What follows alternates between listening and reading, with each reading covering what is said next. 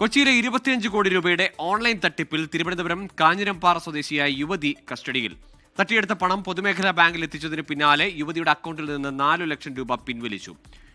യുവതിയെ പോലീസ് ചോദ്യം ചെയ്യുകയാണ്. 24 എക്സ്ക്ലൂസീവ് ശ്യാംകുമാർ നൽകും വിശദാംശങ്ങൾ. ശ്യാം, ഈ യുവതിയുടെ ഈ തട്ടിപ്പിലെ പങ്കാളിത്തം എന്താണ്?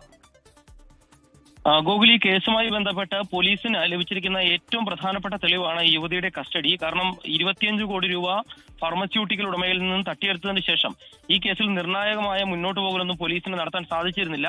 ഈ പണം പ്രതികൾ വളരെ സമർത്ഥമായി ഉപയോഗിച്ചതാണ് ഇതിന് പ്രധാന കാരണം. ഒടുവിൽ പോലീസ് നിരീക്ഷണത്തിൽ ഉണ്ടായിരുന്ന ഒരു ബാങ്കിലേക്ക്, അങ്ങനെ ഒരു അക്കൗണ്ടിലേക്ക്, പ്രതികളുമായി ബന്ധമുണ്ടായിരുന്ന ഒരാളുടെ അക്കൗണ്ടിലേക്ക് തന്നെ ഈ പണം എത്തുന്നു.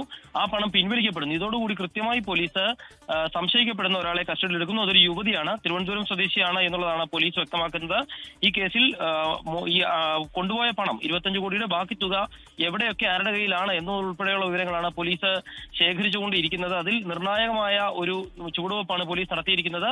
കൂടുതൽ പ്രതികളിലേക്ക് ഉടൻ എത്താൻ സാധിക്കുമെന്നും ഈ ഷെയർ മാർക്കറ്റിലൂടെ ഇരട്ടിപ്പിച്ച് നൽകാമെന്ന പേരിൽ ഓൺലൈൻ തട്ടിപ്പിന് നടത്തി സ്വന്തമാക്കിയ പണം കണ്ടെത്താൻ സാധിക്കുമെന്നുള്ളതാണ് പോലീസിന്റെ പ്രതീക്ഷ.